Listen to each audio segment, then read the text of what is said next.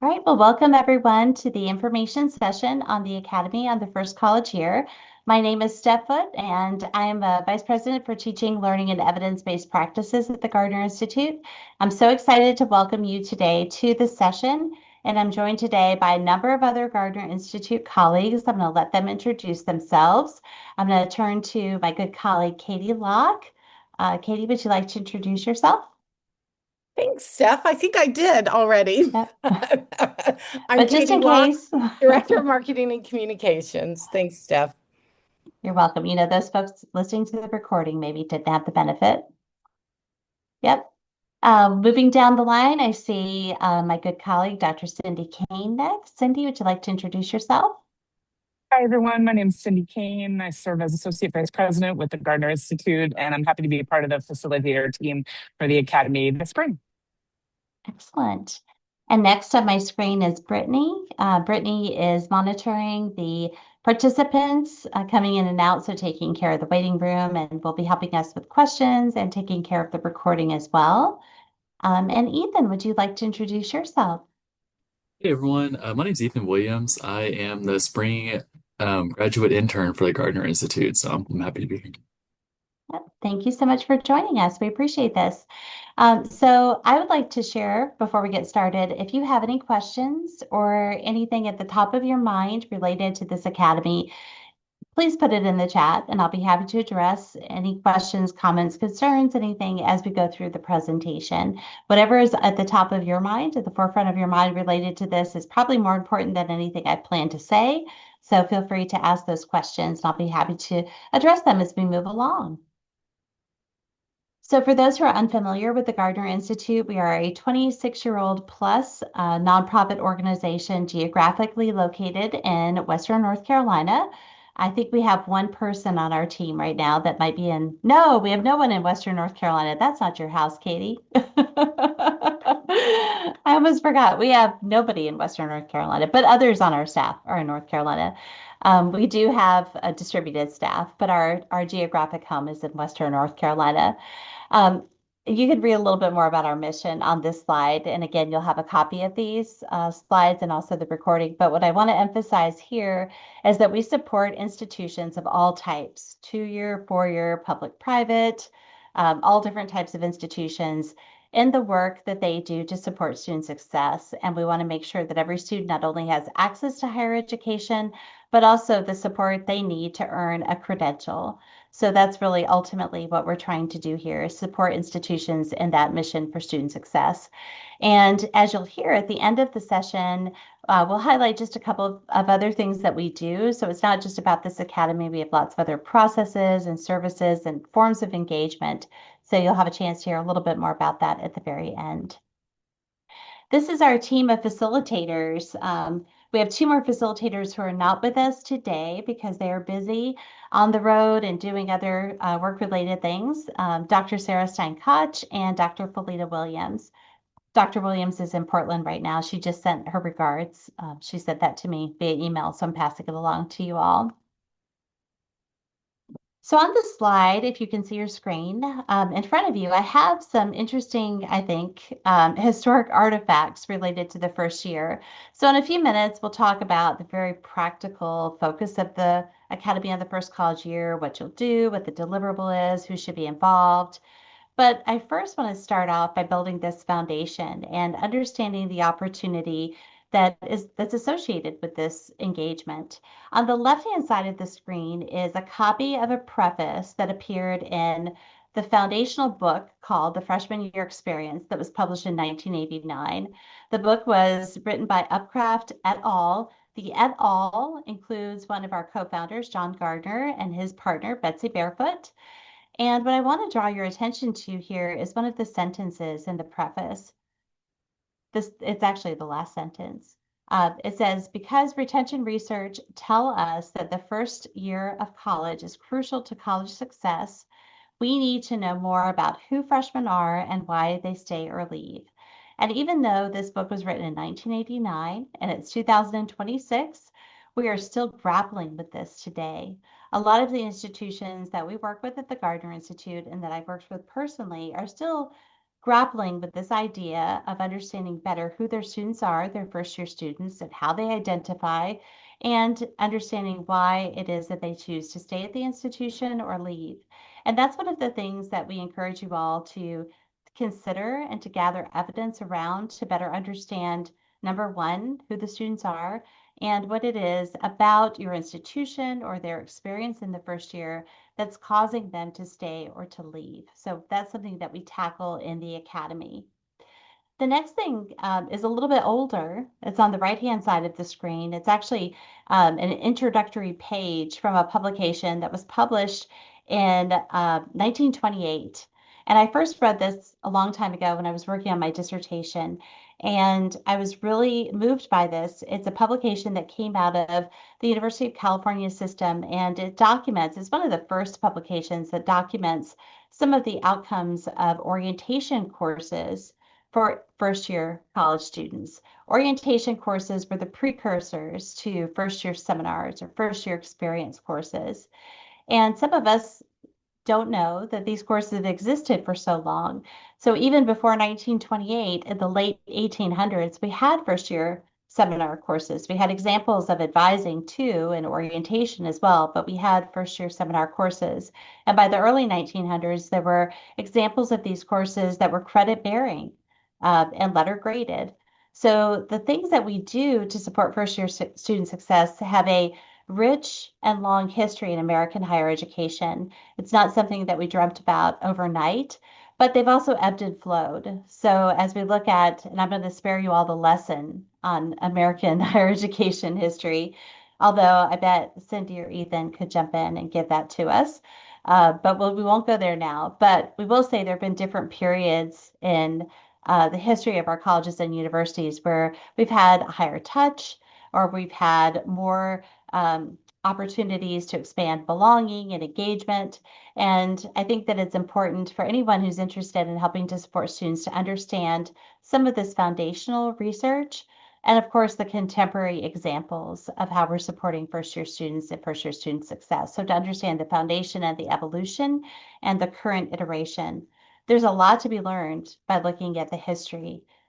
So we do a little bit of that. It's not like a deep dive into it, but we do a little bit to honor where these courses, programs, and services focused on the first year have come from. So with that, I want to invite you all to engage with me, if you will, and to share your why. So why is it that you're compelled to be here today? I know that there must be some interest in supporting first year students or first year student success, but what is your why? It could be personal, it could be professional. And I'll give you a few moments to think about that, and then we'll share a little bit about our why and also hear from you all about yours. So if you will indulge me, you can put your why in the chat.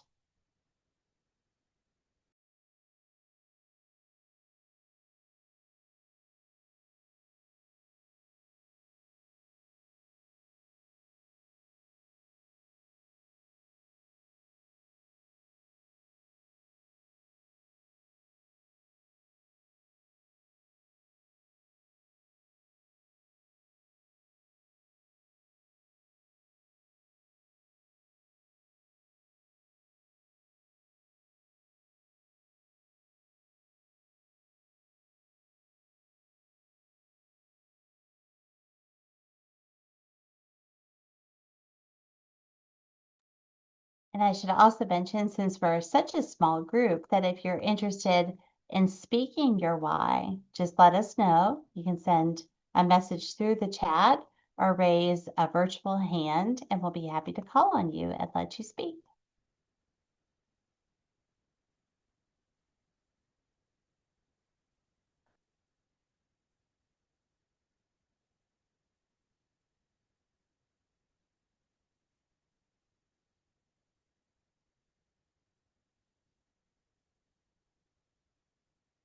Okay, let's see. There's a comment. I'm going to be honest, I missed the question, so I will not have a why. Okay. Well, the question is just why. So why are you here? And why is it that you're drawn to this work? And Ryan, I see a hand up. Go ahead and see if we can give you permission to speak. There you go. Yeah, Can you hear me all right? I sure can. Thank you. Yeah, so I'm Ryan Felix. I'm at Austin College, and we just started I think it's a 5-year initiative with the Gardner Institute. And we're really focused on just meeting students where they are. And I think a critical part of that is the first year experience. I'm here in my capacity as director of the first year experience. I inherited this year from one of my colleagues who did a tremendous job kind of revitalizing it. But certainly just wanting to learn more about the academy, kind of what it looks like, what it involves, and seeing if that is something that we want to take on, this year or in the near future, to help us with, um, taking a different look, I think, at our first year experiencing and looking for ways that we might be able to improve, whether they're small or kind of larger scale, more involved kind of structural changes. So that's what I'm thinking about. Excellent. Thank you so much, Ryan. And I am one of the facilitators for our curricular analytics community, and I just met with the team from Austin College. We have a group of over 100 in our curricular analytics community this spring, but I was just talking to your folks about the first year. Yeah, so very well timed. Nice to meet you. Well, I'll share a little bit about my why. So I had an academically disastrous first year of college, and I was fortunate enough to get a second chance at an institution as a transfer student, but I technically started over because I didn't have enough credits to be a transfer student. I had to have a 2.0 to be in good academic standing at my first institution, and I failed to earn that. So it was a big wake-up call for me, but it was an important one because when I did get a second chance, I decided at that point that I would dedicate really my life to this. And I didn't know what form that would take. Eventually, I became a peer leader and I did an undergraduate research project on the first year seminar and helped to kind of restart a first year seminar at my undergraduate alma mater, and then went on to graduate school and have dedicated my life to this work because of my own experience and in support of first year student success. So I know many of you have personal and professional reasons to be here. And all of those I think are very important. I'm going to call my colleagues, but I won't call on them one-on-one.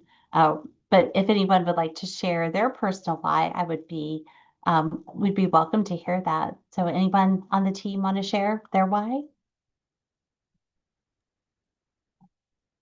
I can share mine. I mean, my undergraduate experience was a great one, really transformative. And by the time I got to graduate school, really learning about the first year as the nexus point for both academic and student affairs to come together and really offer an institutional experience that makes an impact.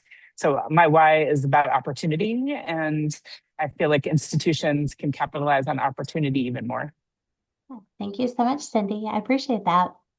Anyone else? All right, well, moving along, because I know that you all are here to learn more about the Academy too. So now that we have sort of a common point of empathy, we're all here for various reasons and to learn more about the first year. About the Academy. So the Academy is designed as a team engagement.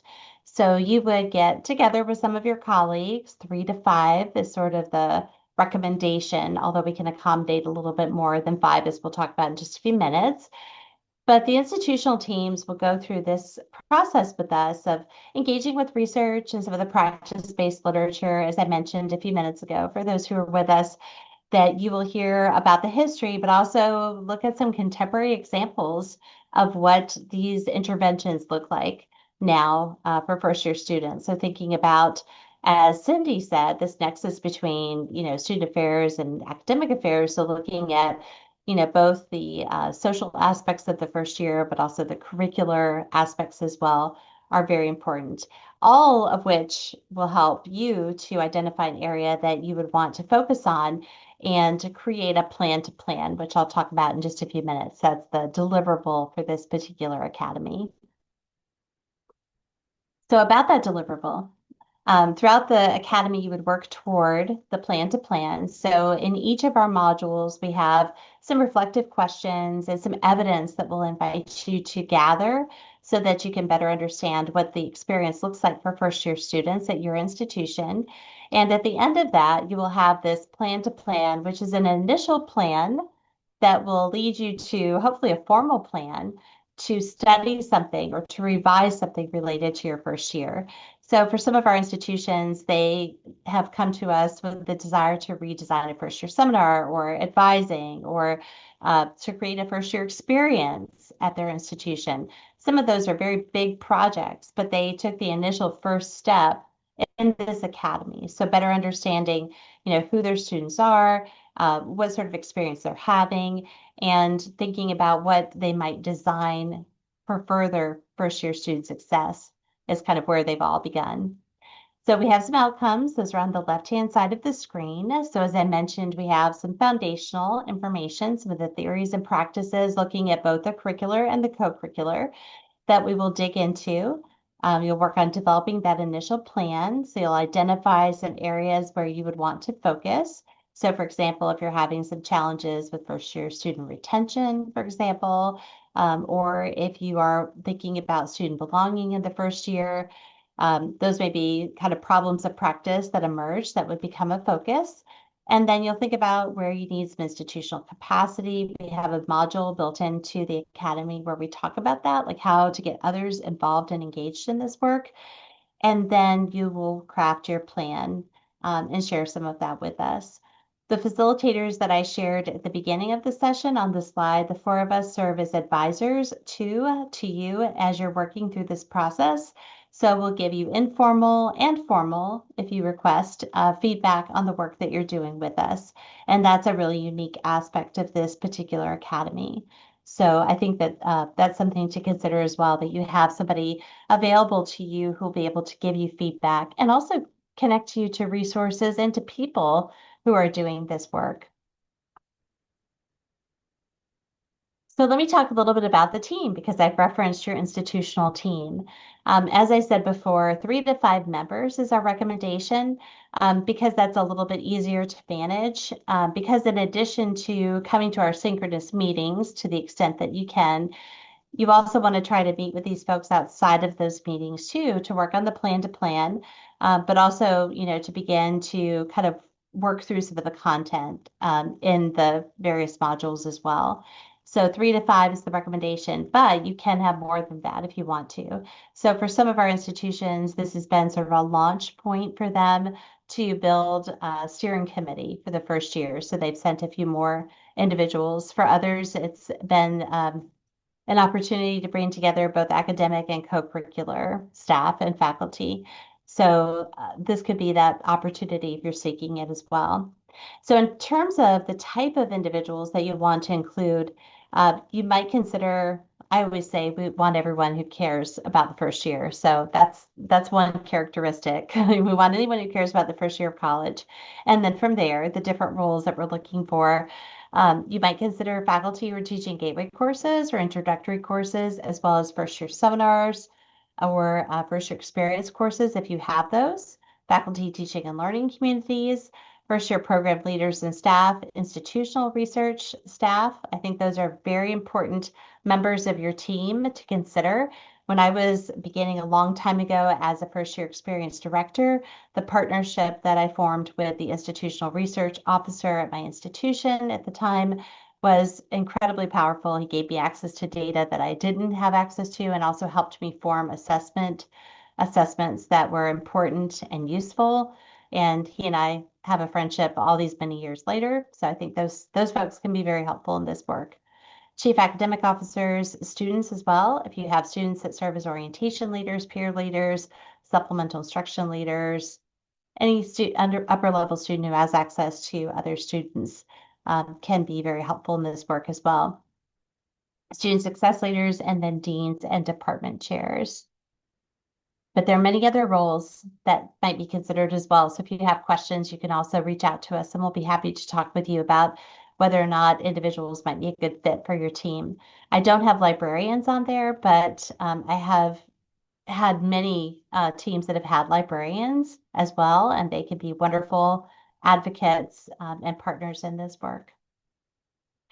So on the screen in front of you, there's a list of some of the different areas where institutions have focused in their work with us in the Academy. I've already referred to some of the work that's been done as a result of participation in the Academy, but just to highlight a few more things. Some of the institutions, as I mentioned, have focused on redesigning their first year. I remember one institution that worked with us said we came to the realization that everyone has a first year experience. And so we need to be intentional about designing one that matters and makes a difference. So they came to this sort of aha. And because of that, they decided that they really needed to create something that would be required of all students and that would be that would meet the needs of their students in their two-year institution. So moving from talk to action and really focusing on something that would be required and useful to the students that they serve. Also, we've had institutions that have come to us because they've wanted to revitalize first year seminar or an orientation or both. I worked with an institution last year that was trying to do that, and they were successful. They redesigned both their advising, first year advising, and their first year seminar through the work that they did with us. Sometimes institutions just want to coordinate. They want to map out what's happening in the first year and who has various responsibilities for what and connect the dots and make sure that all students have access to something on this continuum. And that can be really useful as well. And so to connect all those planets or stars in the constellation, and then helping students find a sense of belonging. So thinking about what we can do across all of our curricula, across our programs to really support students and to foster a sense of belonging. I'm working with a small institution right now that's trying to do that. We've been working on redesigning many elements of their first year. We've been focused on their first year seminar, but we're also looking at advising and some of the other aspects of the first year. But one of the overarching goals is to help foster that student sense of belonging and student connection to the institution and to the individuals there. All right, I'm going to pass it over to Katie to talk more about the next steps. But first, I want to see what questions or comments you all have about the information that I shared related to the Academy and or the deliverable.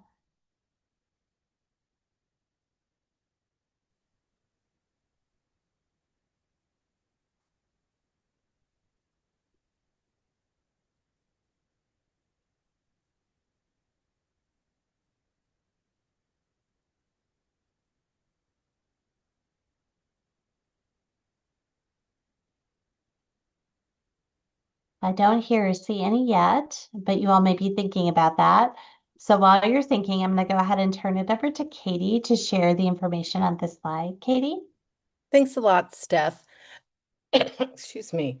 The first thing I want to say is if you are from a transformation school, and I think a lot of people on this video or on the call right now are, you don't need to pay attention to the pieces about the fees because those fees are only for people who are not part of the transformation process. The dates are here. The Academy will start on March 30th and go to May 6th. There is a short application that we ask everyone to fill out. It is about 4 questions, and even though we call it an application, it's not something where we determine who gets in and who doesn't. It's really a fit check. It's just to make sure that what you're hoping to gain out of the Academy is in line with what the Academy will deliver. So just it's very brief, and we're happy to help answer any questions around that. There's a list here of when the synchronous meetings are, and as I believe Steph said, they are all recorded, so if somebody on your team can't attend them all live, they're available that way. And for those who are not in the transformation process, the fees are listed on this slide. They are based on your undergraduate enrollment as determined by College Navigator, and we can split those fees into 2 fiscal periods if that is helpful for you. And I always like to include this slide just because sometimes people end up here and it's not really what they wanted. So here is a list of all of, well, it's not all, some of the other things that we do. And if you thought this was what you were interested in, but it's not, please let us know and we can help you figure out what is and get you into the right place.